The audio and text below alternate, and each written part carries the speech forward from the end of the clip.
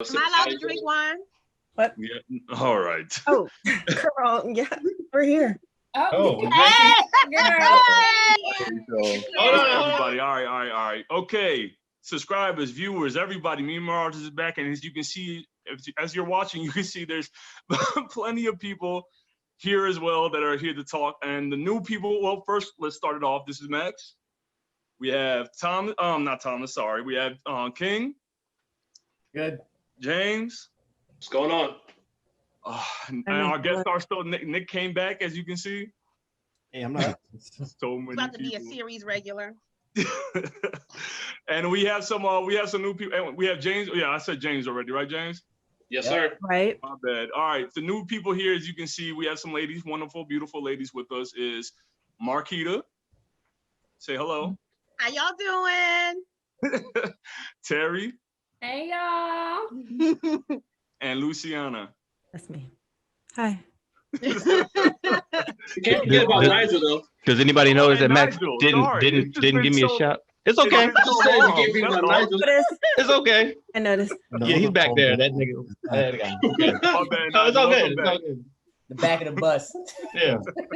Back here. No, all right, but look, seriously, guys. All right, look, we're back on last episode. We talked a bit of episode 9 of Lovecraft, and the reason why we have so many people with us today is because episode 10 just dropped a few days ago, and of Lovecraft Country, and we have so much to expound on. We have so much that we wanted to speak on, and we wanted to include the ladies, our lovely ladies, to be incorporated as well, because they obviously have opinions about it. They also have a lot to say as well. So.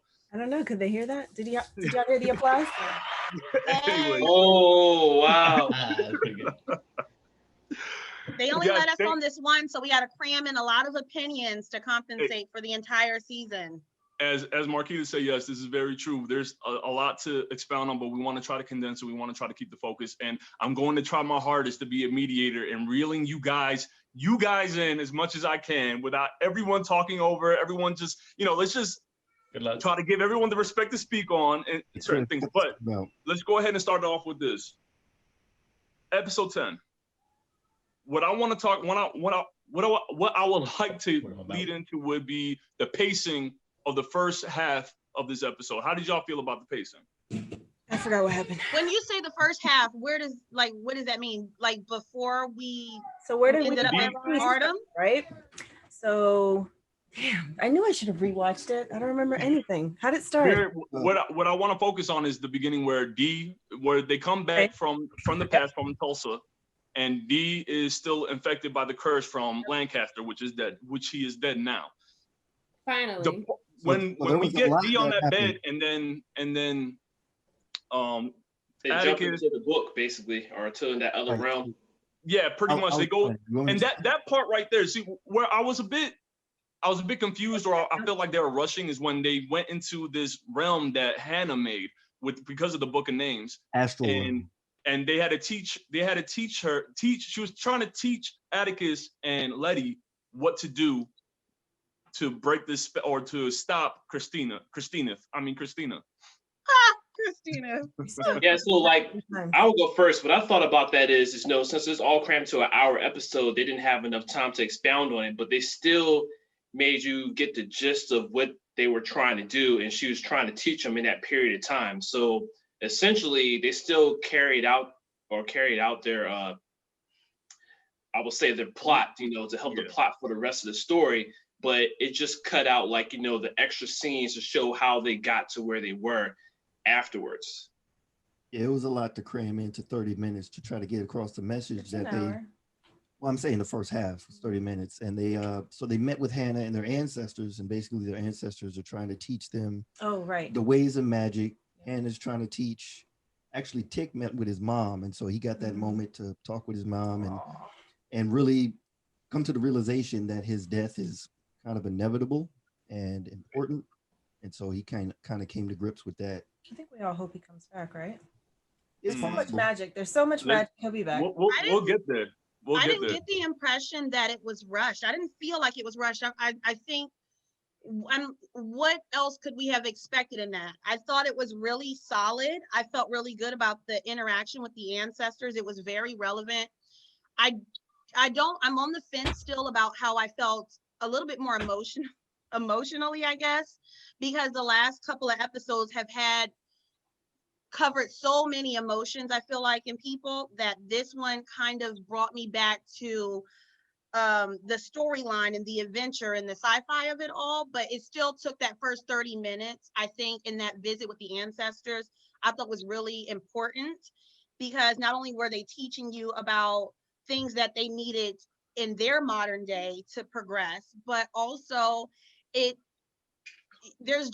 kind of just tells you that you're never finished learning, and there's a lot to learn from the generations that came before you. I mean, obviously it's a little bit more exaggerated because it includes magic, but I mean, it was just those conversations with all of those strong surviving women.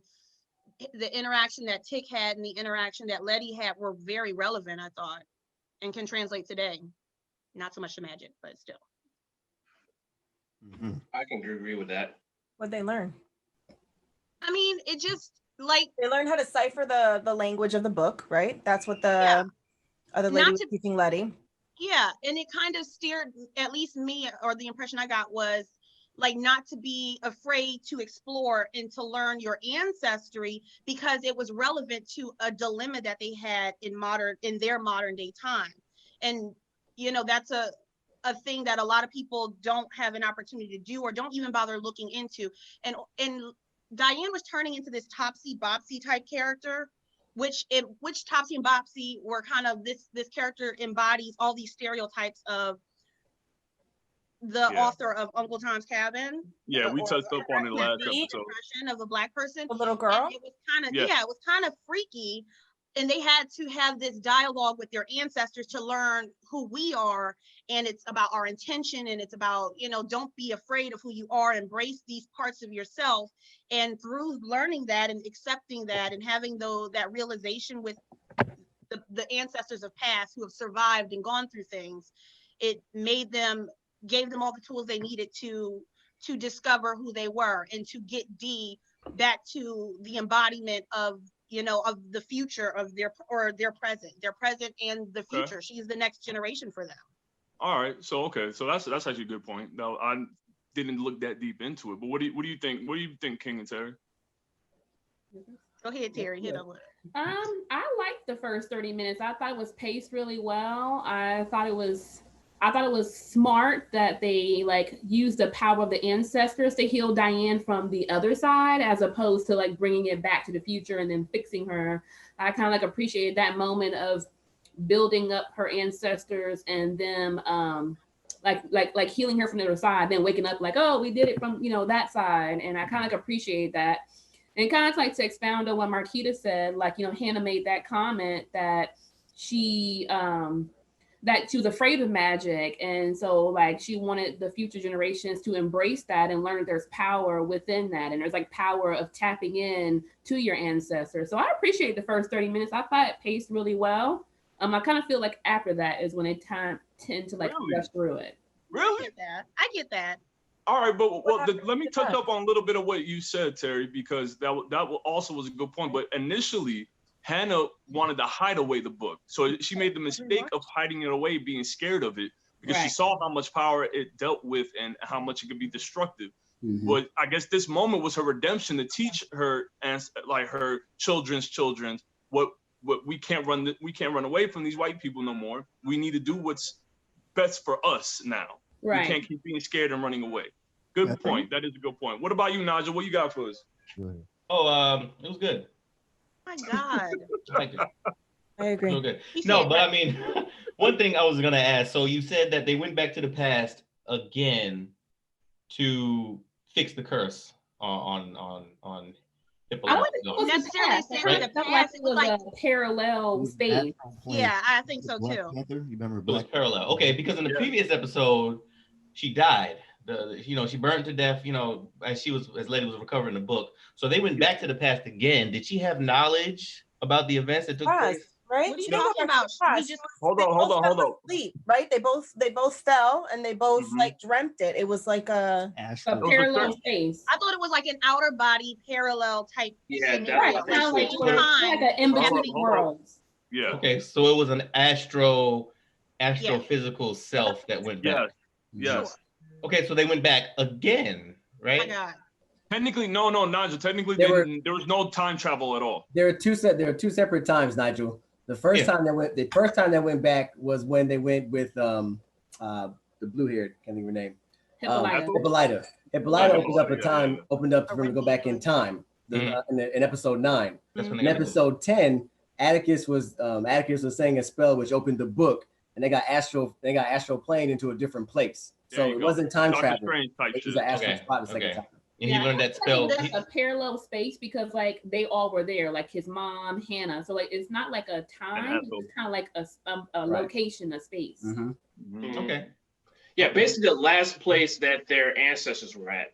And then I saw it as like a safe place for the family, for the people that held that. So to be able to have a time where they can teach and understand, and kind of like a meeting room, like a think tank type of thing. I got you. So even though one was surrounded by fire, I guess both of them was surrounded by fire, but Atticus learned that he can harness that energy. Yeah. As well. I did have another concern. I know we're talking about pacing, but I guess it does kind of refer to the pacing. At what point did they become so well versed in that ancient language, in that ancient tongue? Was it insinuated that they were taught that in that short period? Yeah. Yeah, it wasn't explained how long they were in there. It was just exactly kind of just assumed they were there for a while. It's not translated to the real world. Yeah, maybe like an hour passed. Well, because when Hippolyta went back, I don't know what episode that was, but she was gone for supposedly what, 2 years? 200 years. 200 years. Oh, 200 years. I mean, they weren't exactly in the same place as Hippolyta was, but I do think like time works differently in Me too. Okay, because I was gonna say, I took 3 years of Spanish, and I don't know, I know Ola. You know what I mean? I think that particular realm is supposed to say that time is derivative. It's not important. Time wasn't supposed to make sense. How fast they were able to learn the language of Adam. Like it wasn't supposed to be something for the viewers to so it only took them 5 minutes. No, I don't think it was supposed to be taken that way. I think that was only as a viewer, I did have a question about that. I'm open to my own, Yeah, of course. You know what I mean? Like that's just. There's little things that stood out. They weren't nuisances, and it doesn't downplay what was happening. It's just little things that stuck out. I was like, really? That was not quick. So just to go back to the pacing, I feel like maybe things could have been stretched out if they would have allocated more time to the episode. But again, time constraints. They got to cut things out, even if it wasn't. And that's a good point. That's what that's why I mentioned this portion of why I mentioned pacing in the beginning, because of course this is how we were introduced. It just, to me, watching it the first time, I felt like they were really trying to put as much as they could to get the easy part out, like Letty said. And I just didn't feel like it did a good job of delivering. But as I watched it, as I thought back on it, it made sense. All that really mattered was really, from the 30-minute mark to the end. But I want to kind of get into Titus, the Titus Braithwaite. I want to move on to the next one right here. Where how did you? I got some thoughts on him. Go ahead. Yeah, because we understand the reason why they needed Titus back is so they could get a piece of his body and Christina, so they could block out or to stop what Christina was trying to accomplish. Correct? Yeah. Right. What? Okay. Yes. Yeah, it kind of gave me like Pound of Flesh vibes because he cut a lot. I'm like, you want to just like nick a piece? So I kind of like got like a. It looked like he took out a symbol though. To me, it looked like he took out a symbol because it looked like it was a scar on his chest where he was cutting at. To me, because he cut like this big circle. I think that was the underside. You saw like striations. I'd like to touch up on the interaction between Hannah and Titus, because the concept of a master raping a slave is not new, but the dialogue between them I thought was very interesting, because the pregnant when he raped her, I thought it was the old lady that helped. He intentionally raped her, not just for his own pleasure, like I would think most masters had done in the past, because you're a property and I can do what I want. He had every intention of impregnating her, so she could have a baby, so he could sacrifice it. Right. Because and because she's expendable, because she's Black, and the way he was talking to her was as if he did her a favor as Right. if it were better than any Mhm. treatment she could have gotten from, I guess, a black man or a man, you know, someone Right. of her own community. Right. I'm glad they make the decision to portray Haddock, or what's his name, Titus, as an actual racist. They didn't make it seem like he was some master who was like nice to his Like slave. looked out for her. Right. It was like, hey, these niggers got the book. And he's like, he still has to Right. for his black people. So it wasn't like he wasn't some nice, like Marquita said, he wasn't some nice master. Right. Something nice. Yeah, they portrayed it like in truly of the actual times because they were used. The slaves were used by him. That's what it portrayed. Right. Right. Yeah. So that was interesting. I don't understand what the relevance of him transporting though. I still kind of like, you know, he transported in the middle of the street. I mean, it was just so Christina could see what was going on and then pop up for the book later. But like, I kind of felt like I think at that point Titus was a little too strong at that point in time because they couldn't hold him in that circle. So his magic took him to where he wanted to go to in front of his face. Yeah, he was arrogant too. He was like, "Are you using the book against me?" Like, yeah. Mm-hmm. So he at that point in time when they summoned him, they didn't have enough magical power to keep him there, and so it appeared out the range. When you think about it, wasn't his arrogance kind of the reason it didn't work out and the fire happened in the first place? Now that you guys mentioned it, I mean, yeah, they're too smart for that arrogance. The irony in it, yeah. Yeah, and he clearly learned no lessons after they killed him the first time. That Hannah was in. Yeah.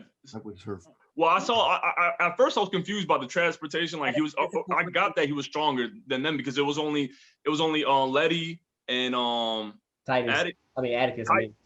Yeah, sorry. You're right, Atticus. It was Atticus. I'm sorry. Yeah, it was Atticus and Letty that were just doing the summoning at first, right? The incantation. Mm-hmm. Yeah, and so he was able to run away to teleport to Christina to warn her because they weren't strong enough to keep him there. We got that. Right. The part that confused me at first was how did he teleport to Christina? But then that's his bloodline. He was able to find someone close enough to him. I don't know if it was intentionally Christina or was it just like outside this I feel space. like it had to be Christina. Yeah. Like, I mean, because if he went to some random person, they're like, "What book and who are you?" So I feel like he just kind of like honed in, like, I know it's you. And didn't she like have some kind of past relationship with him where she worked with him? So I feel like it's intentional that he went and sought her out. Wait, did he know her? I didn't think he knew her. The way the way she's saying it is they're bloodline related. So, yeah, bloodline related, but I don't think he ever met her. Titus tried to hone in on someone. Well, this is just speculation. Titus tried to hone in on someone on his bloodline, and that's why he disappeared from that circle. But then when Atticus and Letty summoned his mom, and the other one to come in and make the enchantment stronger, he got summoned back.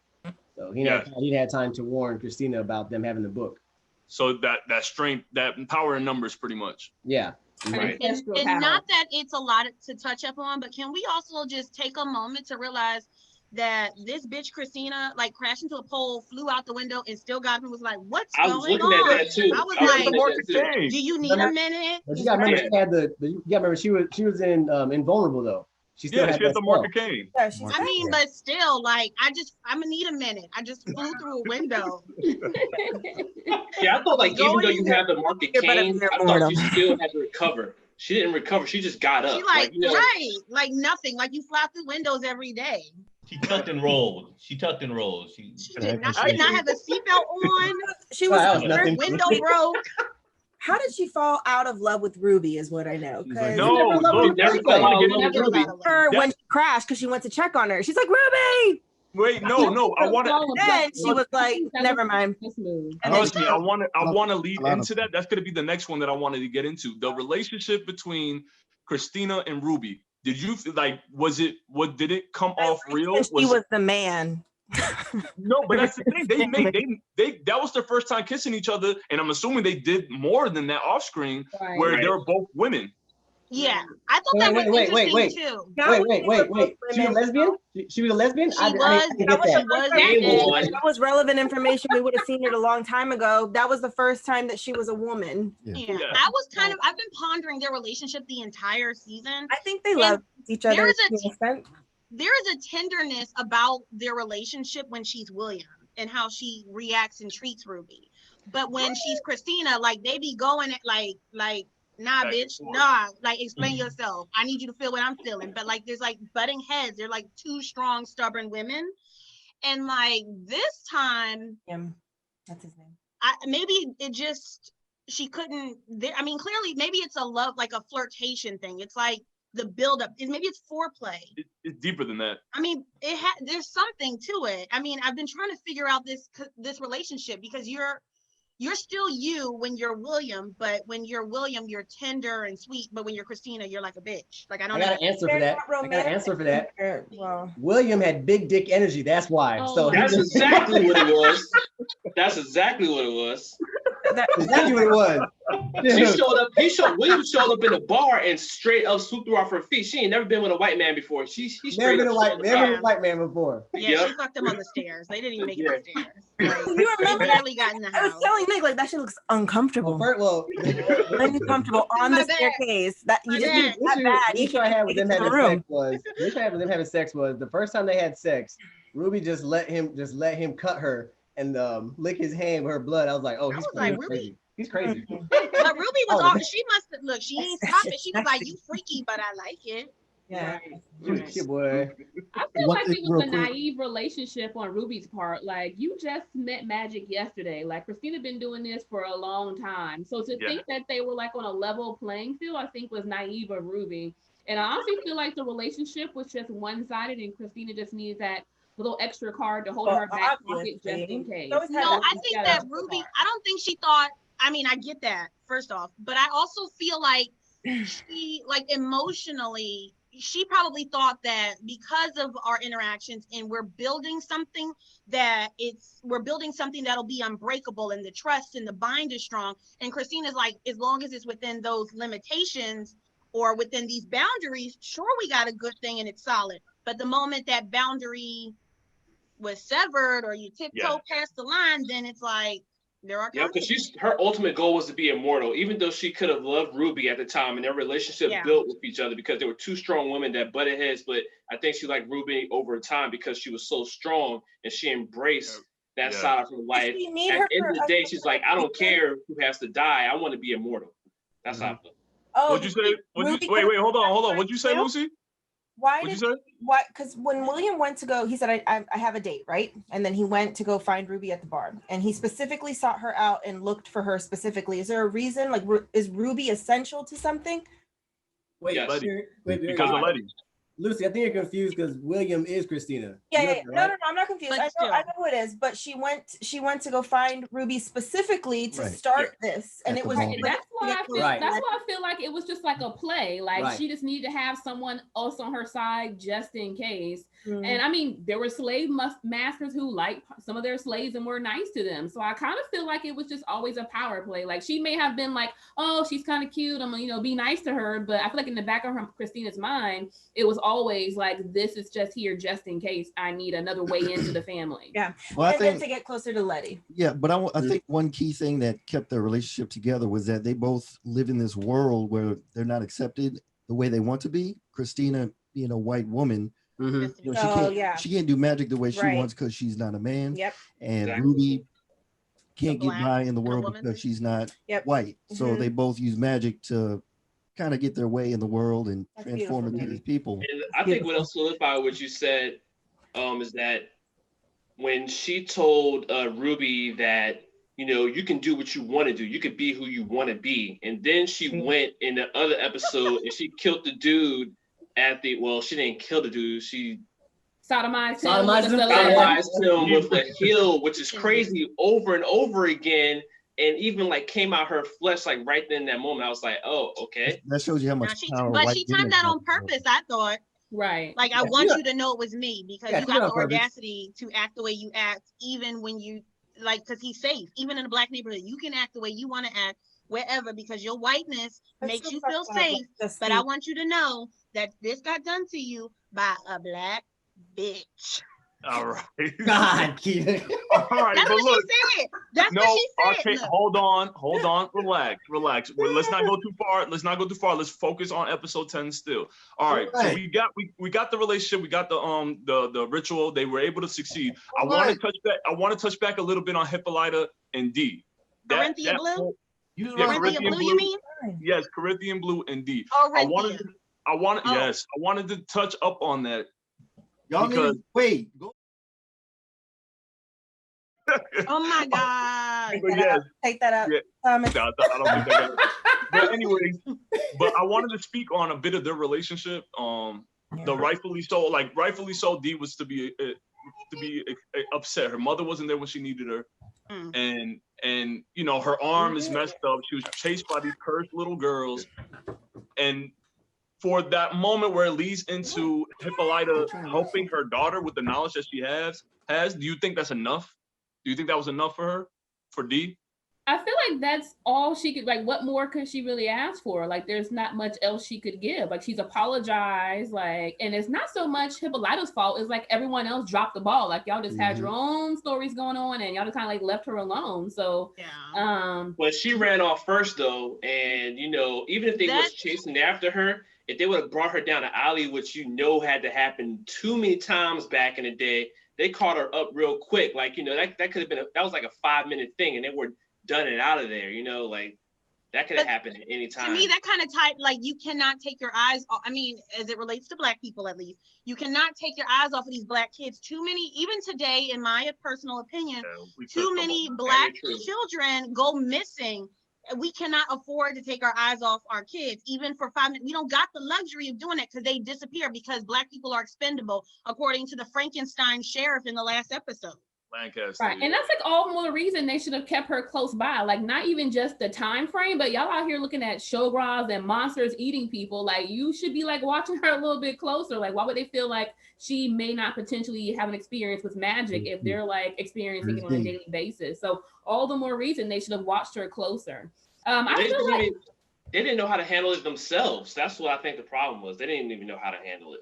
Yeah, maybe from like a parental standpoint, I would have, like, you know, kept my child closer or a closer eye on my child. But to go back to the question, I feel like Hippolyta did the best that she could. Like, she's apologized, you know, she's saying like, you know, I'm so sorry this happened. If I would have known, I would have come back, and I'm so sorry. Like, what more else could, you know, she, you know, give D? So I feel like she can kind of take it at face value of what, you know, what their transaction, you know, what went on between the two of them. Like, what more could D want?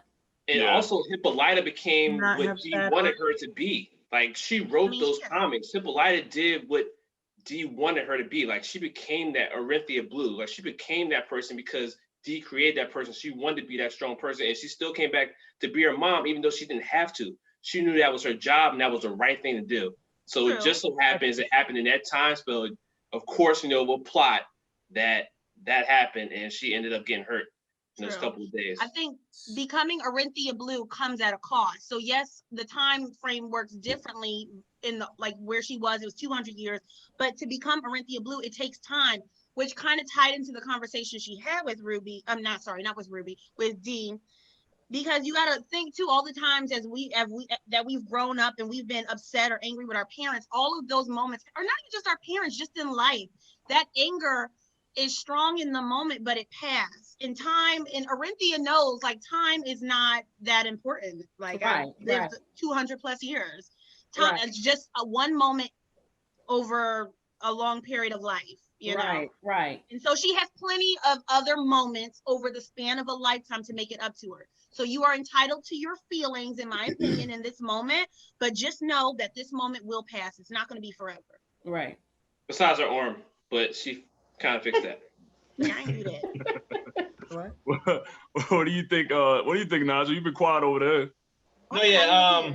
No, just I was thinking about the previous discussion with Christina and Ruby, but now that y'all switched over to Hippolyta, I think she did the best that she could with you know, she had a choice. She was either to do what she's always wanted to do.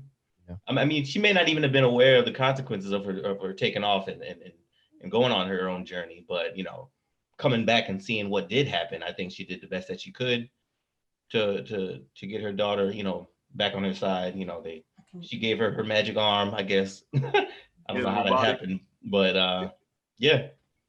I think I think the jump back a little bit, if we're gonna talk about Hippolyta right now.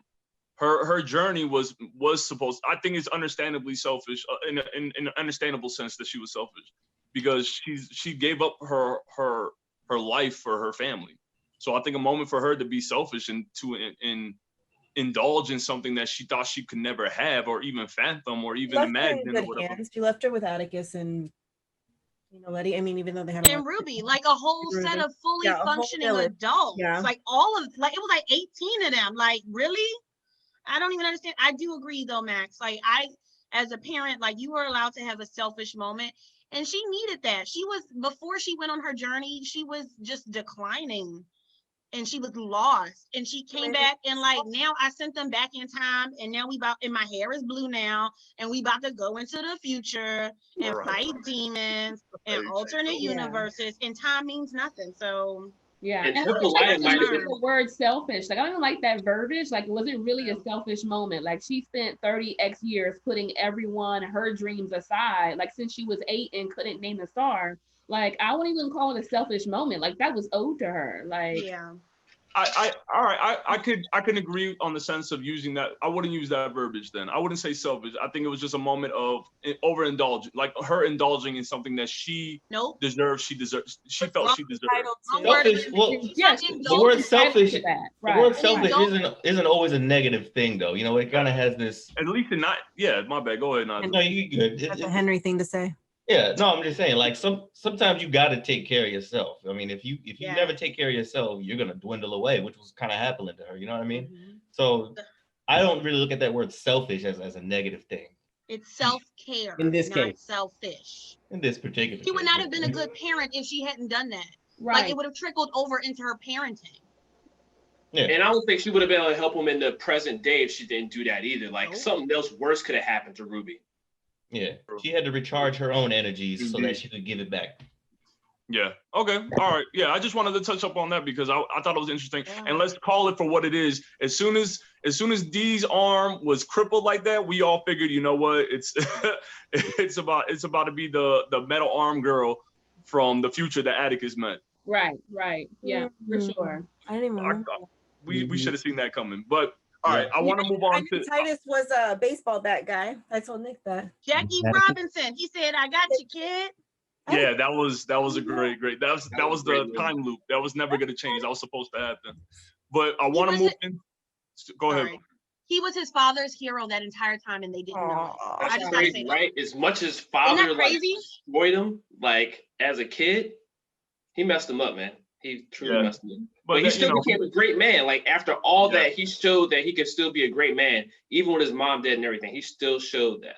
Yeah, like his mom said, like he's the best of all three of them. So yeah, she did say that. That was a poignant moment between him and his mother too. That was well needed. That needed to happen, and it was a nice little closure and some like some knowledge for Atticus. But I want to move into I kind of want to fast forward a little bit. I want to talk a little bit about Ruby and Letty. Their dynamic. I just kind of want to talk about the graveyard scene, and I would love to touch up on that fight, but I feel like I'll be moving a little too fast. So let's focus on that. Let's focus on that graveyard a bit, but we'll come right back to that one. We're back. All right, so. Where we left off, I wanted to kind of touch up on Ruby and Letty's relationship or their conversation there in the graveyard. In the gravesite, I kind of felt there was obviously tension there and some really good points from Ruby. Who wants to jump in for that? Let me just say, as Ruby's character, it's been a fluctuating like but dislike for me throughout. Like after when she had the Metamorphosis episode, she had great moments, and then she has moments where she's being hypocritical in my eyes. And I felt this was a moment where I could appreciate how she was really analyzing how Letty, as her sister, she knows her sister, but how she was really analyzing Letty. And I like that. Can you give a quick recap of the graveyard?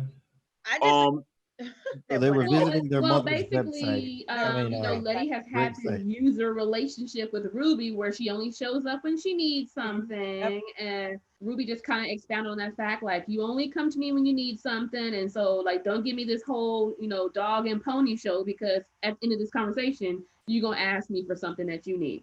And you're going to disappear again until you need something again. Ruby was just being real with Letty. Yeah, Right, but I feel like Ruby has always been real though, so I don't understand when you say she's being a hypocrite. Like I love Ruby. Like I don't know if it's Ruby's character is so like legit to me. I got you. Like I can I see this person in a real life scenario.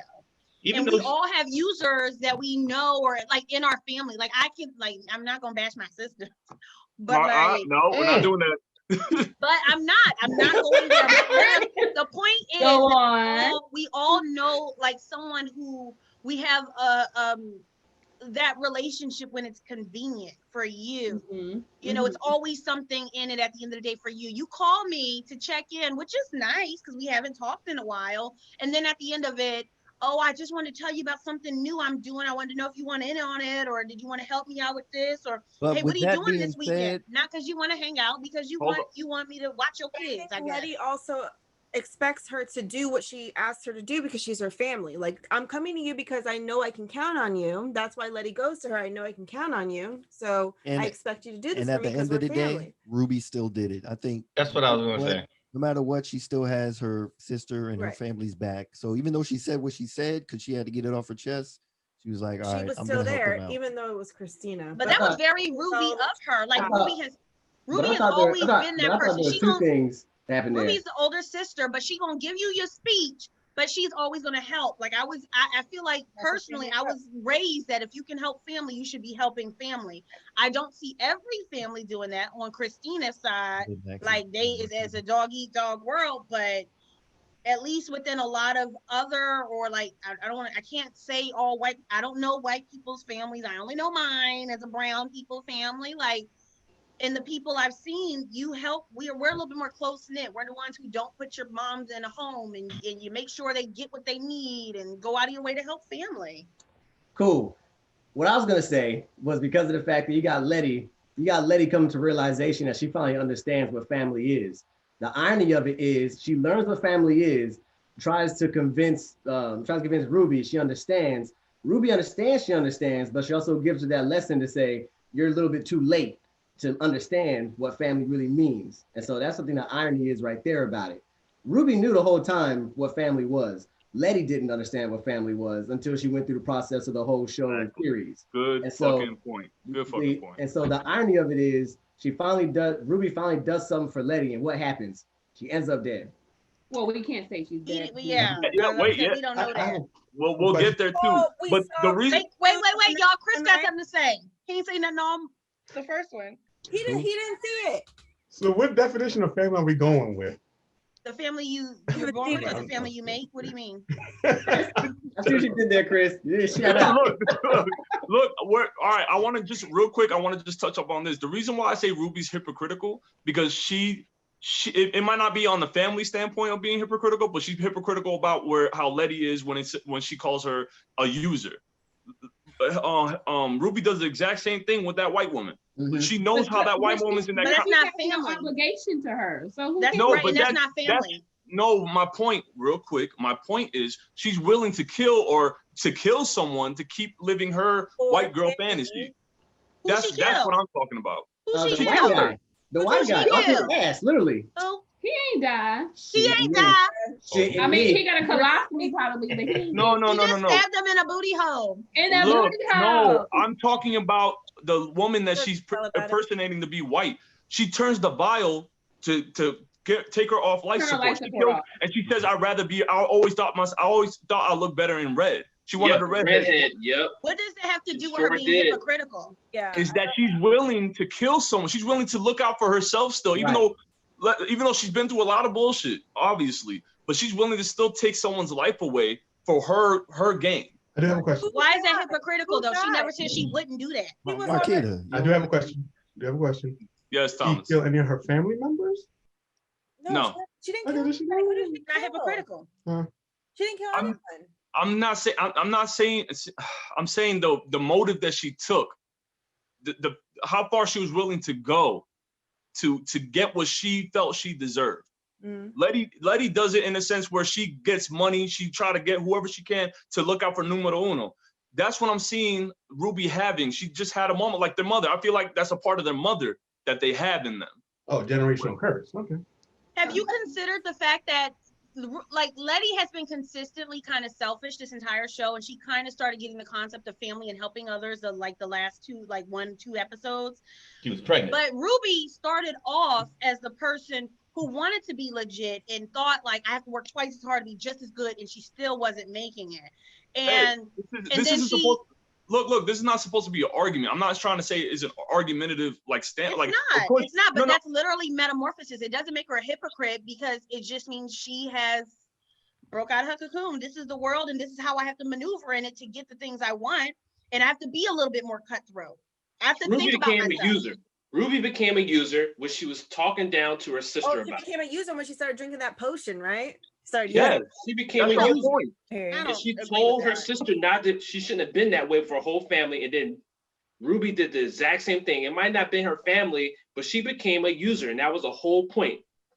Everybody in the show is a user by that logic. Tick's a user. Everybody's a user. Of course, by that logic. And that's okay. And we could look at that. We could definitely see that as a lot of comparisons throughout everyone in the story, and I won't disagree with that. I just think in that moment there was a moment of weakness for Ruby, and obviously a lot of weakness for Letty throughout the show. I wanted to point that out, that show that she also hasn't been the most clear conscious individual. That's good point, Max. But when we talk about like what time period we are in, like one white woman already on like life support gets turned off, like how many times did the police like shoot their house up or attempt to kill them?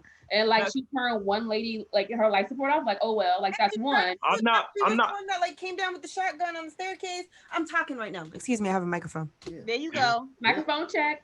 That's right. He's like telling me to shut up. Don't shrink her, Nick. No, stop. Go ahead, go, Lucy. Nothing. I already said what I said. I am what I said.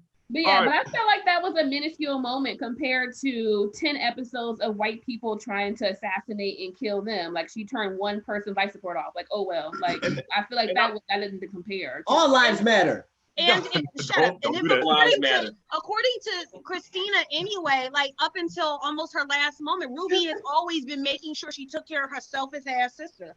So I just don't even understand that. Like she may be willing to compromise and use in certain areas that benefit her in the outside world and maneuvering through a Jim Crow era America, but like in magic is convenient and they're using it, like Christina's using it not recklessly, but like for her own gain, for her own selfish reasons. I don't see it that bad.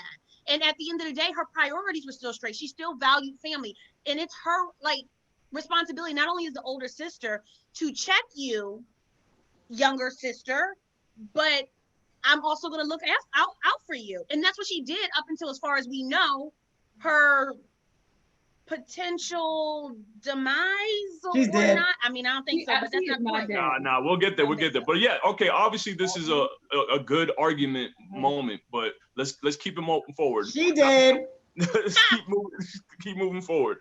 All right, so I wanted to touch briefly on Gia and Atticus's moment. I felt like that whole moment wasn't genuine on Atticus's part. I felt that initially, that he was doing it to, I felt like he was doing it just to have more numbers, like more power and numbers type of thing. And he doesn't fully understand the Kimiho type of aspect. All he knows is that when she has sex, she can steal people's souls. But there's so much more. And I'm upset that they couldn't really show too much about her. The book is better. What she does, she does so much. There's so much more Kimiho is able to do, and for her just to be used in that way, it kind of rubbed me the wrong way. But that's what gave you that notion to think that his feelings for her weren't genuine, though? No, I'm saying I'm not saying his feelings weren't. I think there's some truth in what he was saying, but I think though. Well, if you remember, our camera's dead, so you're not going to be able to see us. But if you remember the conversation that Atticus and Montrose had, where Montrose was explaining to Atticus his relationship with George and Anna, or his mom, basically how they went through trauma together and how their relationship is strong because of the trauma they went through together. So Atticus and Jiha also went through, this trauma. So their relationship is also has a strong bond. What trauma?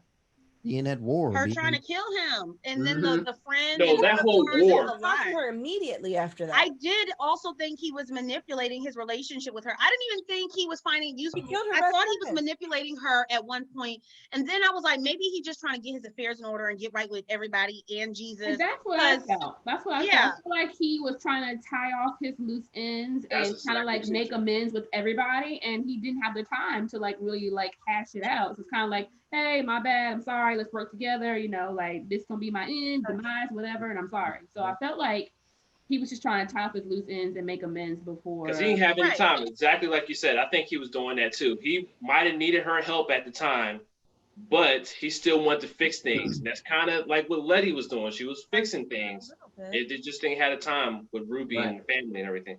True, because at that point, Letty was no longer invulnerable, I don't think. If the market came after that meeting. She had taken it off after the Titus situation. So like, we going on this mission. It's another question I had, but I'll let Max do his thing. No, go ahead. About that whole mark being removed, and we'll get there. I know where you're going. All right. Yeah, we'll get there. All right. So somewhere else or not. But... Yeah, we'll get there. But all right, so we'll move from the Jihad Atticus moment. The car scene, I just want to touch up on the car scene. The car scene was such a good moment why I like that car scene, not because everyone's having a good time and it's like we're heading to Atticus's death. It was because of the little things that you have to catch. And Nick, I think I remember you mentioning something about that. You mind going into it? Say that again.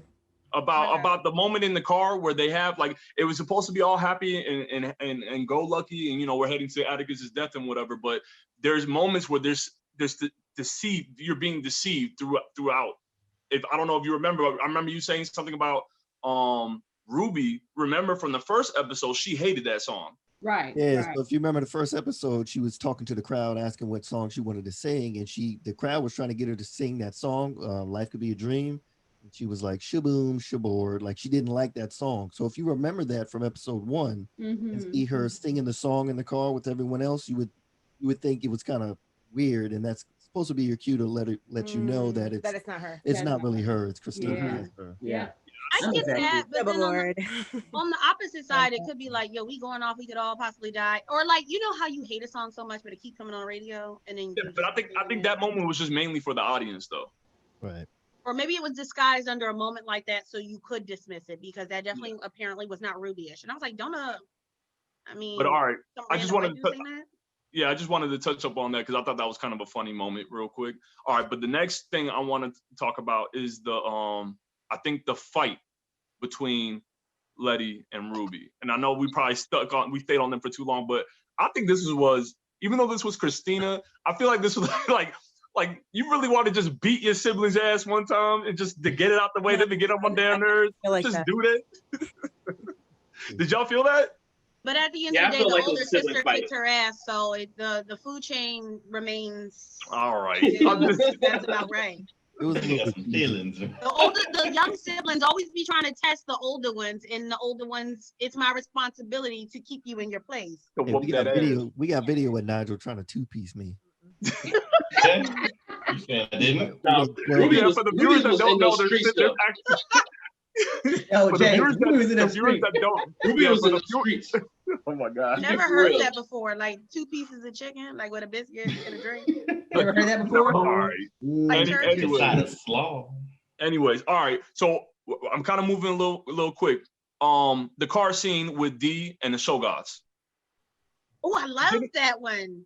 They didn't see that coming at all. I was very surprised. Me neither. Did y'all notice he was black when he first introduced? Say it again. Say it again, Nigel. His name is Blinky. Shoggoth, whatever you want to call it, Blinky. When he first came up and protected Atticus.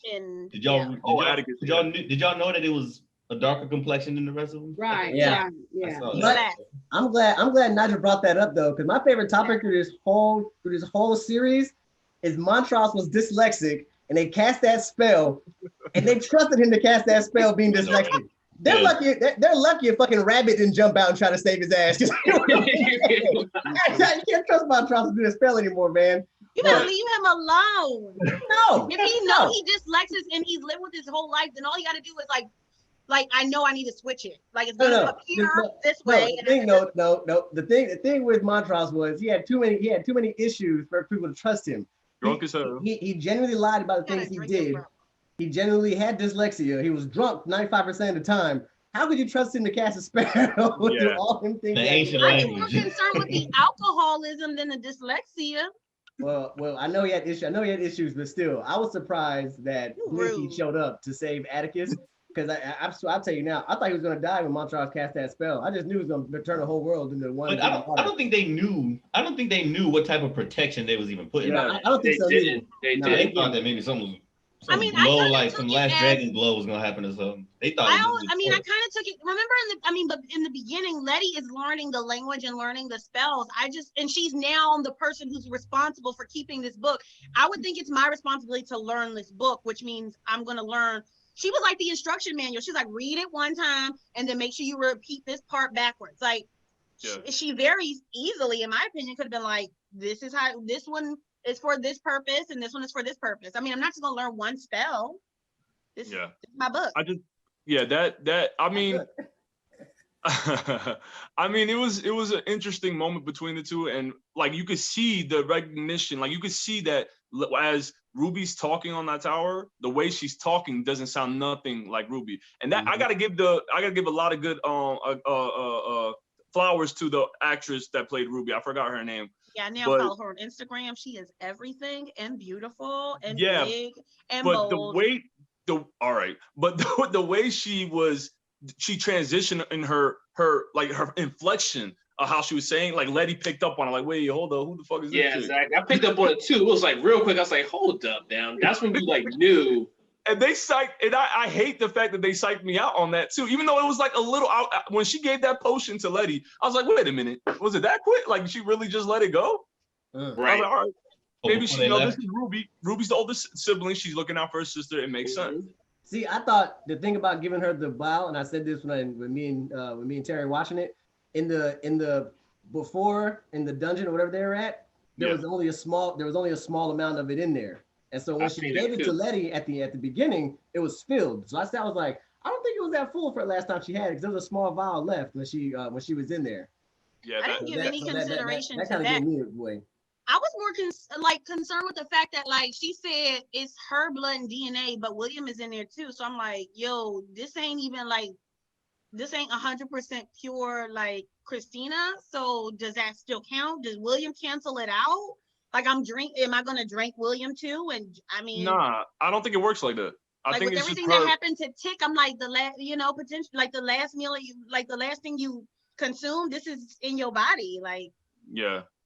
No, I don't think they do my autopsy and they clean out my stomach, like. All right. Anyway, I'm sorry. That's weird. I know. All right. I do want to give a little bit of Sean. I think that I know Nigel didn't like it too much, but that when Letty got thrown off the tower, it made me think of old Alfred Hitchcock movies. I thought that was kind of cool. I'm not familiar with Alfred Hitchcock movies, but to me, it seemed out of place. Just the way they delivered that fall. I was like, what was that? Kind of like on Black Panther when he falls over the waterfall. I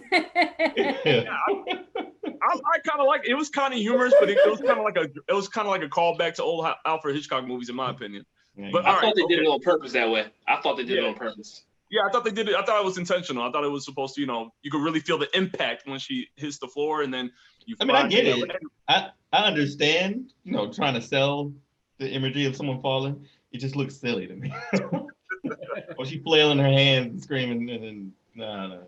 But all right, I've never fallen out of a tower, so I have no comment on this. So. And we hope it never happens, baby. But look, all right, so we get to the pretty much the ending of this show. I don't want to take too much time, but it's so Atticus is strapped in. The Adamites grab him, put him in this little Frankenstein type of stretcher, and he's strapped up. And you could kind of see the way that he's positioned is almost like he's being sacrificed, like Jesus Christ. You could almost make that comparison, maybe. And just the gruesome, like how she cuts his arms open, looks so grotesque. And that's the way you're supposed to do. If you want to bleed out, you gotta go this way. You gotta go this way. I thought she was super effective. And to be honest, I thought he could have died in a more gruesome or like like a painful way. I mean, it's quick. She got him both arms, and like that was a lot of. I'm like, you only conscious for you got a minute and a half, maybe. Yeah. You gonna go to sleep. So what were you about to say, Nigel? After he walked to the table, the sacrifice table, and got strapped in, and then he saw Christina, he looked surprised. Explain to me. He looked surprised. Yeah, he was like, "What are you doing here?" He wasn't supposed to be there. I know. So I mean, I guess my question is, for someone who only watched it once and was probably text messaging at the same time, but his initial intention to go to that table was to what? I think mainly to. I thought because the reason why he took the reason he took the body, he ingested the bodies is to stop the magic. I don't think was he really surprised that Christina showed. Yeah, I thought he was here because he was supposed to sacrifice himself just for the good of, well, we all learned that, they're going to stop magic for all white people. So he was going to die. Yeah. But like seeing her come there, he's realizing that she can flip it and change his spell to her benefit. So I think he's so shocked because she's there, but he's supposed to lay there and die and be the sacrifice. I just think that she couldn't do her spell. And then Christina was there, and he was like, "Hey, where's Letty at? Where's Letty at?" And then that really pissed him off at that moment. Like he was like, "Oh crap! Like this ain't work out for me." Yeah. It was one thing I think for him to kind of sense his own potential demise coming, but he didn't think it would trickle down to those around him, like in people he cared about. And I mean, I guess he thought at the end of the day, at least even if I die, I know that she has no desire to harm them. But they all kind of interfered in, collateral damage. Right. Like I feel he had made peace with the whole situation because he went and got baptized to make sure that, whenever he does die, he goes to wherever he feels he may need to go to. So I feel like he was at peace with this decision. And then to see Christina show up, it's like a moment of desperation. Like, this is it. Like I have no other cards to play in this scenario. Yeah. Okay. Right. Yeah, that does make sense. I didn't really think about it like that because I thought she was still supposed to be there, but no. Her being there shows that she could still get her immortality. Right. His purpose in being there was to stop her from casting this immortality spell. Right. Yeah. Now that he sees her there, he's like, holy shit. Like, like my plan is over. Like this is our last chance. We did all this, and now it's about to be ruined because she's here. So he died in vain then? Because she's dead too. So why did he die?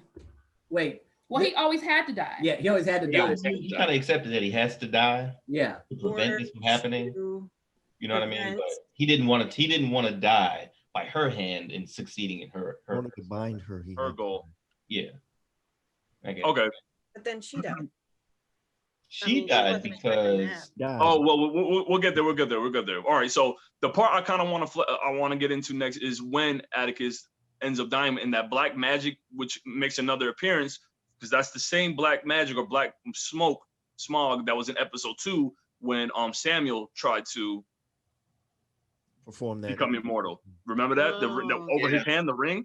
So that black smoke, I guess, is his essence. I'm assuming possibly. And so with Jiha coming in, she saw. Remember what the shaman said? You're gonna see a lot of death. You need to walk into the black smoke, or you're gonna be seeing more death in the future. Yeah, right. You haven't embraced the darkness or whatever yet. Right. So I just. That moment where we see like flashbacks when Atticus did his baptism, looking up at Letty, and then him teaching Dee how to control the Shogun. I'm not gonna get too deep into that. I didn't think that was that. Anyways, and then you see how Dee gets her arm with the surgery from you have a glimpse of with Hippolyta helping Dee with her arm. I thought it was relevant that he did show her how to control it because in my opinion, her like. That's Marquita. He didn't let him finish, Marquita. You didn't let him finish. Yeah, it was not I understood what it was supposed to be. I just thought that was, anyways. So and then then we get to what other flashback did they show? They show Christina reenacting the spell on Letty as she falls. Exactly that and her situation with Ruby. Promise to Ruby. Exactly, and that shows, and I go back to the relationship between Christina and Ruby. Thank you, Terry. That's exactly where I was trying to go. That shows that there was real affection and possibly love between these two characters. See, I don't agree with that. I kind of feel like that's just another way for her to have a card in her back pocket. So if in future purposes she needs this bloodline again, I need this baby to survive. That way I can still have that potential magic within that life. So let me just save her life real quick, just in case in the future I may need to like pull that card out. Damn. I mean, she expressed to Ruby that I have no problem killing him if I know it's going to be successful. But if I do kill him, I literally just killed the only other relative I have left in the world. Right. So it's just kind of like, I mean, it worked. Exactly what Titus was going to do with Hannah. I think Christina did have feelings for Ruby. I still think she had feelings too. The reason why is because there was a scene in I forget what episode it was, but it was all about, that young black kid, getting killed. You mean Emmett Till, who died? Yeah. Emmett Till, episode 8. A real person. After they had their conversation, you wanted to experience that for herself. Now, if you didn't care about someone, that conversation meant nothing to her. So why would she go through that pain? Yeah. That was a lot to go through. What I mean? She wanted to feel that, I highly doubt she wanted to feel like she didn't really go through it because you may mutilate my body, but at the end of the day, I'm just going to get right back up. So like, can you really feel the full impact of what he went through? Like, can you really feel like your demise? I mean, she reproduced everything that happened. Getting beat up. I know, but you don't have that feeling of like impending doom. Like, oh my God, this is it for me. Like for her, it's like, I'm gonna get up and go have dinner later on tonight. Not exactly. No, she looked like she wasn't enjoying it. You know what I mean? Like, and when she got out, even after she recovered, when she got out the water, she was crying. Maybe for the sake of this show, but I didn't think that it was. I did think that was considerate on some manner for understanding, because she lacked the mindset to even attach to a Black experience and how it's so traumatic. But I don't want to take away from Emmett Till's experience, because his was a lot more. The torture lasted more than a couple of smacks and punches across the face. It was almost an all night. It went on for a period of time. The torture of a 14-year-old, and he was shot in the face, not in the stomach, point blank, period. Like, that boy was a child. I mean, yes, you're fearful as an adult, but can you imagine? I'm sorry, I need to. Okay. No, I mean, it is, But like, I just think that they have an hour you feel as an adult is not the same as you do as a child. The shadows you see as a child are different than the shadows you see as an adult. Like, you can, like, you rationalize everything as an adult, babe. But it's so much more traumatizing. Right. And like, I don't think that it was an awful experience, but I feel like she knew there was an end to that. Like, Emmett Till didn't know how that would end. He didn't know that he could get right back up when it was over and he'd be totally okay. So I feel like maybe she felt a little bit of it, but can she truly experience it knowing that she could walk away when it was all done? And he was also tied up to a cotton gin, not that cute little ass fan they used to drag her. No, it was a cotton gin fan. That was a cotton gin. I know. That was the same thing. It was still the cotton gin. No, but regardless of going into it knowing you have magic and you can come back, if she really didn't care about Ruby and how important that was to her, she wouldn't have done it. Didn't care about Ruby at all. Like we're saying she doesn't. Yeah. I don't think she would have went through all of those motions. I mean, I think wait, hold on. I think the main point is the empathy behind it, but also just what I wanted to speak on was the main the feelings behind it. Yeah, I think there was obviously an attraction there. I think in the beginning, yes, she was using Ruby for what she needed Ruby for Letty. I think it was all for Letty and getting closer to Atticus. But what it transitioned to is what I kind of thought it was. But like Terry said, that kind of makes it a moot point, sort of, is she did give that marker came back to Letty just in case her plan didn't work. And I figured that is a point. But yes, going back to what Nigel said as well, I think her trying to gain some kind of empathy and understanding, some kind of even going through that, even though that's still it's not insignificant, but it's not as significant in what this little boy went through. I think she cared enough. She cared because enough. Christina's still number one. I can't say I trust that altogether still, because one, she always got magic in her back pocket, so it doesn't matter. Like, I can, like, and the point is she's willing to become immortal, but also let's not pretend that the very first conversation she had with Ruby when she was William was about white people fetishizing Black people. And so, yeah, you're fine, and it's nice that we got a thing going on until I'm tired of you. until you have no purpose, until I'm not enjoying myself. And then you're back to being whatever you were before. Right.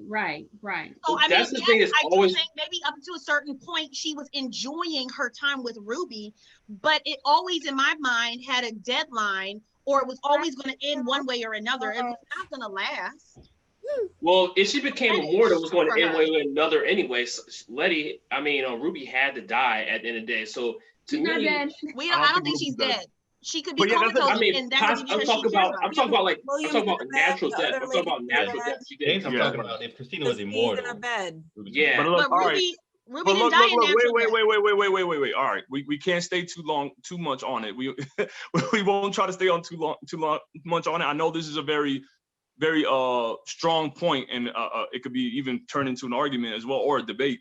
But I just wanted to talk about the end scene, the ending scene of everything, where Dee ends up killing. No, that was so good to me, because I feel like throughout the whole entire series, like Dee has not had a voice. Like, she's been on the back burner. No one really cares what she has to say. She's a child. In her episode when she was being chased by Boxy and Topsy, like, she wasn't able to tell them what was going on. So the fact that she was able to just like shut Christina up in a sense, like, you can no longer speak, like, you're done talking, like, that was huge for me. Like, yes, girl, like, she shut it down. Be quiet, Christina, no more from you. And like, she has her voice. Like, she literally gets the last word of the entire series. At first I was worried that I was like, is this signs of her being some sort of villain in a way, because she literally just killed someone and she's a child? But you got to think about, she has been like through something that has changed her from the mindset of a child. What's your question? To she's experienced something so traumatic that kind of like that arm is only like a metaphor, because a part of her is dead.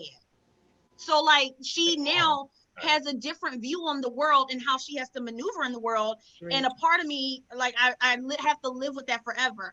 I also like that she now is the guardian, or like that beast thing. Marquita, hold up. Shrink me. I am not Hippolyta. I'm reclaiming my time. All right. That was a quick intermission moment, y'all. Sorry, viewers and all. Hey, Max, but no, I wanted to kind of end it. Plugging up your laptop. Oh no. I wanted to bring up. Yeah, we were talking about Dee. Max. Yeah. I guess not. Oh, can you hear me? Okay. Yeah, we can hear you. All right. Just making sure I got a lot of devices hooked up. Yeah, as Terry was saying, it was. She felt like you felt it was rightfully deserved. She got her voice. She never really get to say anything. And she had this last word, and she was able to crush this woman's throat. You felt that was a redeeming. Right. And I don't feel like it was a coming of age moment. I felt like she got that at Emmett Till's funeral when Montrose said, like, every kid her age has to go through this. So like, she already went through her moment of growing pains. So I don't feel like that wasn't a moment of growth or a pivotal moment for her. I felt like she got that 2 episodes ago. So I don't really feel like that was turning her into a evil direction. It's kind of like her recognizing, like, this is how we are in society, and like, you need to be quiet. I was a little irritated by, I mean, I guess I shouldn't be, because of course she would do that. And she literally potentially like put my girl Ruby in a comatose status or whatnot, and had the audacity after she pushed Letty off the roof. Once a damn rock fall on her, she like, Dee, help me. Like, I'm really gonna help you. Like, I ain't got this little effed up arm because you in the sheriff playing magic contact. Stop that right now. Stop that right now, Nick. Stop it. That big black salad shaped device out of your face. All right, stop. All right. Yeah. I'll just say my 2 cents on it. I didn't like it initially. I thought that was really weird. Of course, Dee's been going through a lot. She went with the Topsy and Bopsy. That was it kind of came out of nowhere. And die anyway. She was gonna die anyway. She had to die. Exactly. I'm like, how are they gonna kill her? The whole time I'm like, how are they gonna kill her? And then they did that, and I'm like, all right, okay. So maybe it was like a moment of mercy, really. Like, let me just make this quicker for you, because you're gonna die under this rock anyway. Nah, so let's say it was a mercy kill. I think it was good too, because none of them had the balls to finish. Like, y'all all want to hurt her, but like nobody finished her off. Dee finished her off. Right. Dee had to go through some tough real life shit, almost die, like in the worst kind of way, only for y'all to leave the person responsible. Like, she just gonna bring this shit back into our life. Let somebody pick this rock up off of this bitch. She gonna come back. I really don't think it was that big of a situation at that point in time, because I really think they assumed she was dead, which is fine, because when they left her, they knew that they knew Atticus was gone. They took him to the car and everything like that. But I do feel like they just made the assumption she was going to die anyway and left her there. Now for Dee to go back and to see her there, because I really thought the Shoggoth was going to eat her ass up. That's what I thought was going to happen. That's what I wanted. I thought Blinky was hungry. I was like, all right, there you go, get him, Blinky. But that was it. But is that his name? But I feel like for her to like choke her out like that was actually a good look, a good ending to it.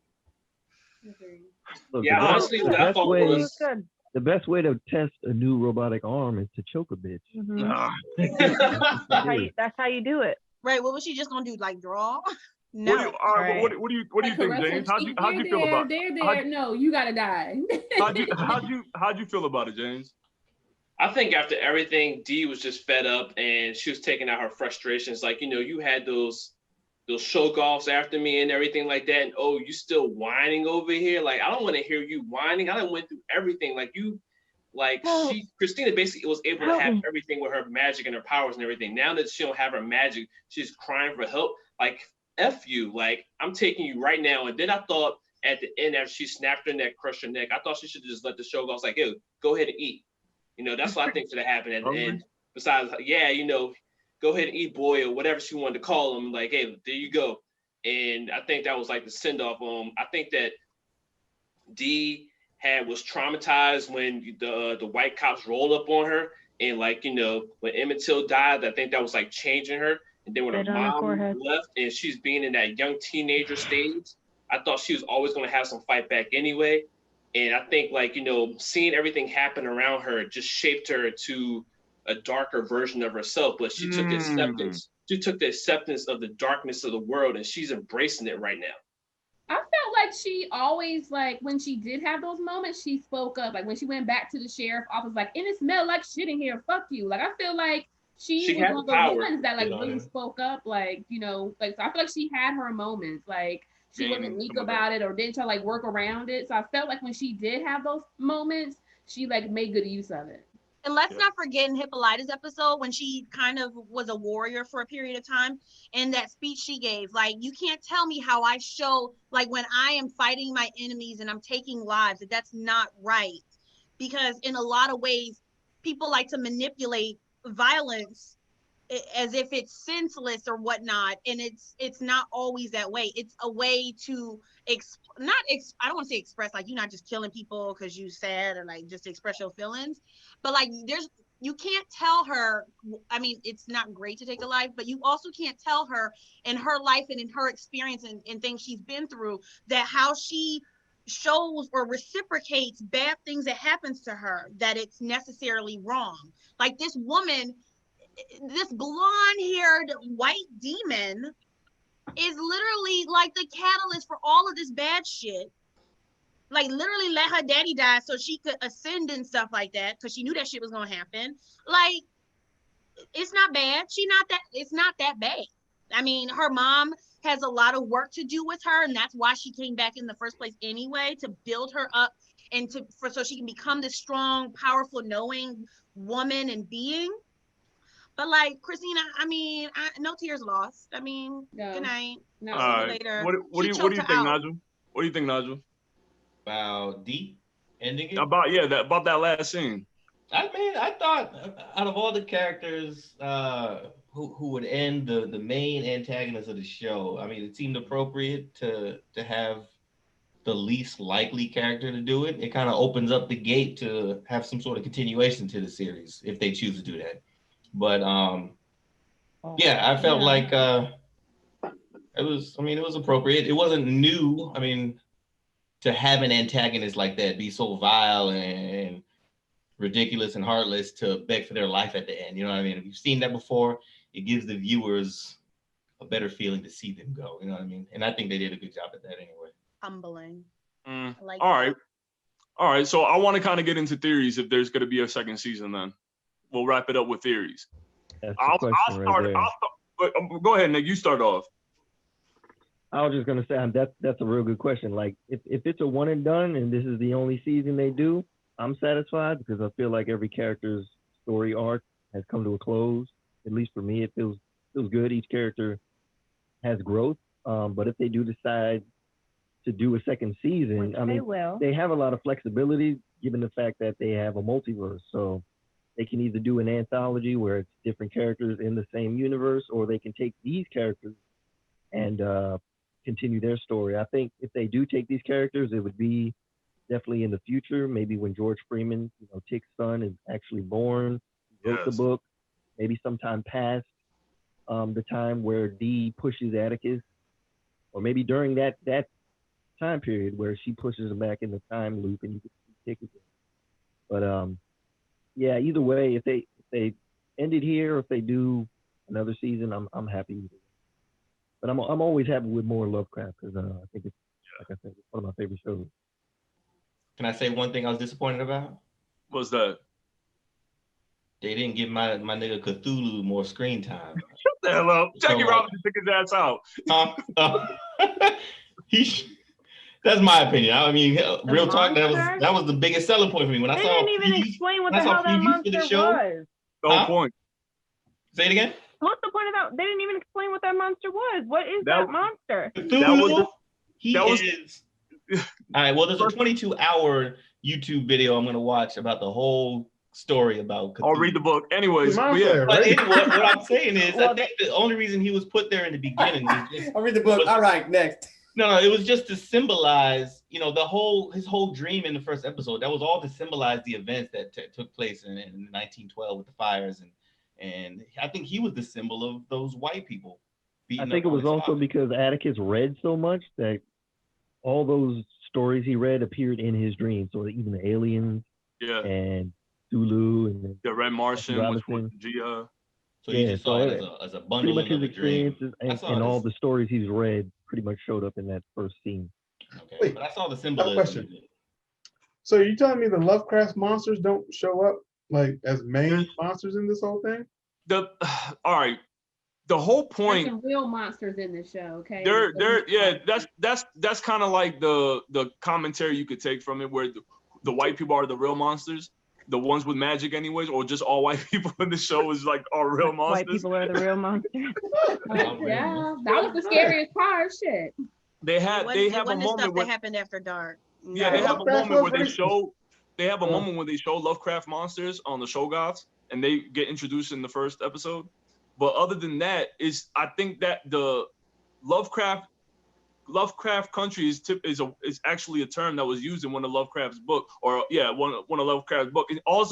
That term means that it's just where magic and craziness and weirdness, supernatural stuff happens. That's all that was. Because he's racist. Throughout the show, Lovecraft he was racist. We're not going to get past that. Throughout the show, anytime emotion, like I felt high on my emotions or frustration or anger or sadness, it was usually caused by something the white person did. I mean, no offense to white people. I ain't got a problem. I mean, we maneuver in the world and I have no problem with white people. But in this particular show, that shit was the real evil, like Emmett Till, Tulsa, I mean, the sheriff in the first episode, it wasn't even a damn like gargoyles and whatever they were, like the nighttime creatures, like nah. And then the sheriff turned into a fucking gargoyle, a vampire. Yeah, like, the Shoggoth. It was like anytime like real cruelty, like the shit that really you feel inside, it was because of a scenario that happened with people you expect to have that human trait, even though it's expected of you. Yeah, one last question. Go ahead.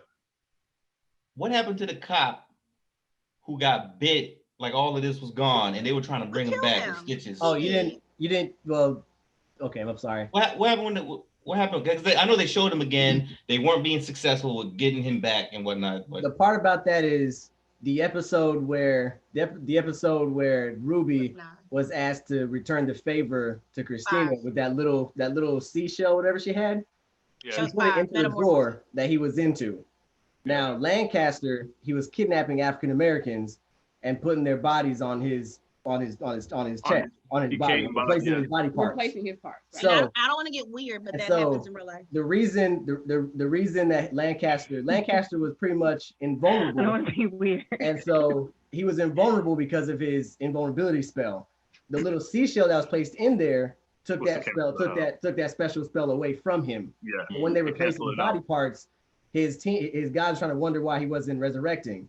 And so if you remember, William came back in there and pulled out the little seashell from the drawer and said, I was waiting for this moment to come here to show you your demise. And so he died because that seashell was what canceled out his invulnerability spell. When he got eaten up by Blinky. Let's also note that sheriff had done it more than once. At least twice in that one time. But Lord knows, because he was familiar with this Frankenstein sort of magic, he got really comfortable just like kidnapping Black people, because apparently nobody misses them and white people are the police, that you could just kidnap Black folks and just like Frankenstein them up. Which is still happening. Right, and that's what I was saying, Nigel. The reason what you saw, or him and his body parts being stitched back together, he wasn't healing when they tried to put him back into that room, because the room, that little seashell was in that cabinet, was canceling out his spell. Yeah, exactly. Okay, I got you. Yeah, but I mean, when it comes, getting back to a theory, my personal, or what I would think could possibly happen, that dark moment with D, I think can manifest even darker, because now that Black people have the power now, that have the magic now, and all white people are going to be just below them now. It's good. I think D's gonna take. She could potentially be the next villain for the next But season. D doesn't have any magic. I mean, she said she's saving it. Not just because she canceled out white people's magic doesn't mean all Black people suddenly got magic. No, they can learn it though. But they can learn it. But that's at the end though. Black people's magic, it belongs to them now. The white people don't get magic. In my experience as a Black person, I don't think we will do that, because you would do usually tend to treat people, even the people who treat us the worst, better than they treat us, because God forbid we do. I have history on that one. Most people aren't built like that. Hold up, Thomas. What you got? Last time something like that happened, Haiti, we killed almost everybody there. Well, they shouldn't have been there. So next time they'll stay home. Yeah. Mind your business. You ain't got nothing to worry about. Stay in your lane. Haiti had a revolt against the French. Yeah, the women folk weren't really too kind of the French on the island, and they ran them off. You mean white people who came and decided they was gonna take over, probably raped and murdered everybody? Yeah, that sounds about right. Then also happened. But I feel like that's not being harsh. That's like leveling the playing field. Like I feel like that happens now, where there's like a fear of Black people getting too much power, when all we want is just a level playing field and to just exist in our own right. So just because they cancel magic doesn't mean that we're gonna become the bad guy. Like we just want peace. Like, can I just exist in my own without? The way I can potentially see, because we got to remember, there were white people already that had magic. Now all of a sudden it's gone. They're gonna want to find answers to that. So they're gonna zero in on the Freeman family. And if they died, then they died, and they should have minded. No, but I don't think that's right. I feel like that's the mindset people. That's the mindset that people use when they feel threatened by somebody whose potential they know is greater than their own. That's the mindset. I'm not gonna say all white people, but of certain white people who like to use the fact that Black people have been so oppressed. That's why you're scared, because if we acknowledge and acted out on that, we would really have every right to, in my opinion. But we don't do that. We just want a level playing field. No, I agree with that. But I'm saying on a solo level, where of course that I can see that being the message. I'm just saying for a theory aspect, if they were to make a second season where D can be angry still and take it out on white people. Yeah, on more revenge and going over the top with it. That's where I kind of see. They could all do that. Like, they've all suffered things at the hands of white people. No offense, that they could act that way. So why so much D? But I'm saying because Hippolyta would keep her grounded. Like, I feel like because of her infinite 200 years of wisdom, like I feel like she would keep her grounded and wouldn't let her go. Yeah, that's a good point. I just think for on a season 2 level where she's a kid. Yeah, I mean, you can't let her run free and do whatever the hell she wants. So yeah, and I hear y'all, but I think as growing up and being the only ones that have, she gets to learn magic sooner. She gets to really really get to grasp it and understand it and possibly be better than anyone. I'm just saying on on a level of what could potentially happen when you have so much power. I think anyone with power can be corrupted. It doesn't matter about race, in my opinion. When but I also feel like she has a like there's not like a back and forth. Like I feel like the magic had got so distorted and people were killed and murdered because there was a back and forth. Now it's like you have zero magic, so like I feel like she gets to learn magic at a cost that's not to protect myself. Like I don't have to learn magic to save my family, or I don't have to learn magic to protect myself. Now she just has like an environment where she can learn at her own pace. She doesn't have to like fight someone off or quickly learn this spell to save herself. Yeah, definitely. I just think, that could be a faucet that could go in one area, or, like Nick said, this could be an anthology where another type or a white person ends up finding a way to get that magic back. You know what I mean? It's just, there's so many different ways they can make this. Yeah, it's a lot of speculation. And I like the theory aspect of, Dee being this girl, this innocent girl, and transitioning. I like stories like that. I like where unsuspected character turning into something unbeknownst, like you would never have thought of it. You know what I mean? But not even only in the bad sense where she's killing all bunch of random white people, but more of the sense of how her being so powerful and significant. Right. They left Dee in a car by herself while all this was going on. Like, and then she came out and killed her. Yeah. And I feel like the story only really went full circle for Tick. Like he mission accomplished, he sacrificed himself. So really, I feel like it's open-ended for everyone else's story. Like I feel like they didn't really close it out. Like where's Ruby and like Letitia now is pregnant and has this baby that we know will write this great story later on, and we know Dee was in the future. So I feel like everyone else's storyline is still wide open, not just Dee, but like all of them. And like really, Tick's story is the only one that went full circle. Tick ain't dead. He literally went to war, escaped, lived through a war, like didn't die, only to be killed by like his cousin. Like what the but look, I real quick, this is gonna be the last one, then we're gonna cut it. Well, I'm not done. I think Tick. Question. Go ahead. Do y'all think that the characters that are open-ended have a story to tell that needs to be told? No. Oh, yes. What? Yes. I feel like I every don't know. character's They story set was the bar told. so high that I really don't see what else. Like the magic concept has died with them. Unless there is a new threat that I missed out on, I just don't see it, because I feel like Black people would just chill. Like we would just chill. We just kind of chill people. We mind our business. We stay in, and unless there's a threat or a reason to be acting out, I mean, we just learning magic and chilling. We ain't like killing people. We just chilling. What were you saying? I think the show should end here. I think so too.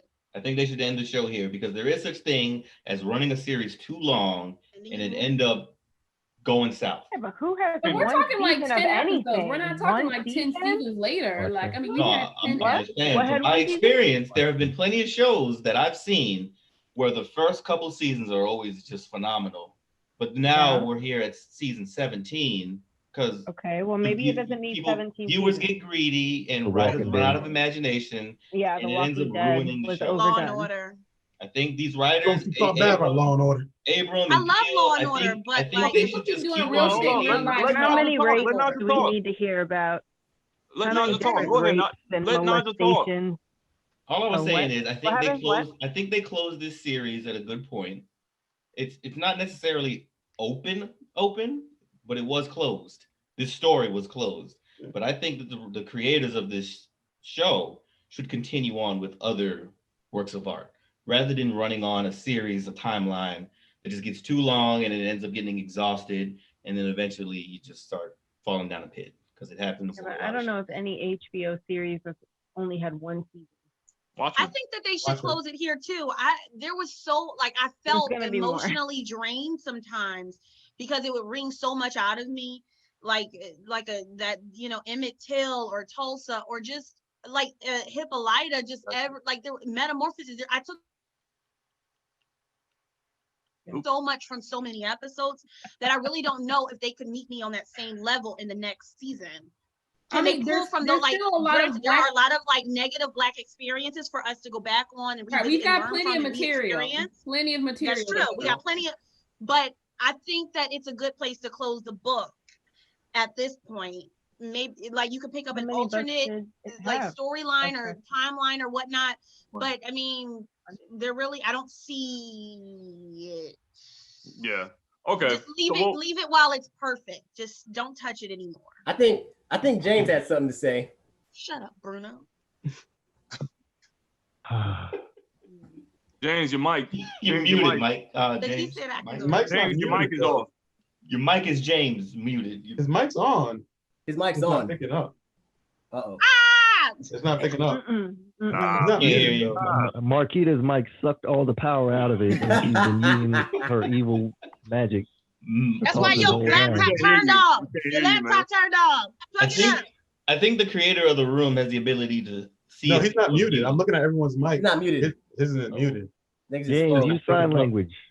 Sorry, James. We're gonna have to cut it off right here, man. Can I put out 2 things? They're not really discussion things, but one, it was kind of weird to me that Jihad and Letty were just chilling. I was like, okay, so 2 girls you bang, just like we cool now.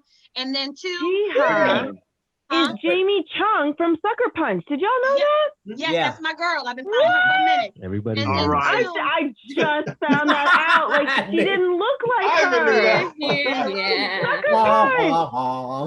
That and then like from Real World. She started on MTV. And then okay, anyway, go on. She came a long way. Marquita's still talking? All right, well, go on. Come on. That and then the second one was they carried my dude out. All of them carried him out, kind of like pallbearer style. And I just thought that was kind of respectful in a way. I just thought everybody looked effed up and traumatized, but it just kind of like I felt that a little bit, like respect. Okay. Good points, Marquita. Good points. Yeah. Well, okay, so we'll go ahead, man. We talked so much. Oh my God. There's more. Yo, shout out to our editor, Mr. Thomas, for all of this, man. Thank you. Shout out to Mr. Thomas, man. I know you hate us so much. I know you hate us, man. It's okay. It's okay. He does this for a living. He's writing down little time marks. You get an editor's credit. Oh, somebody give Misha Green, the director and like the genius behind this, give her props, give her awards, give her credit, give her flowers. This bitch delivered. She delivered. Hey, Chris, Misha if Green, you want to make this video really short, just cut out all the parts where Marquita was talking. Misha Green did everything. I'm about to turn off your little laptop, your cell phone, or whatever. All right. But look, we had a lot to discuss, obviously, and for the viewers that actually gone this far in, well, we really appreciate it. We always appreciate the fans, always appreciate the subscribers, always appreciate any kind of comments or positive or any kind of criticism that we can get. But this is Media Marauders, man. Please click like and subscribe. Don't forget that bell on the side of all Media Marauders content. As you can see, we really, really enjoy this. We're really passionate about this, as you can tell from our significant others and people that have joined us tonight. Thank you again to Marquita, Terry, and Luciana. Thank you so much for coming out and taking over the whole show for us. We not together, but I'm married to Max. He should be on more. Okay. I'm just We're saying. not together.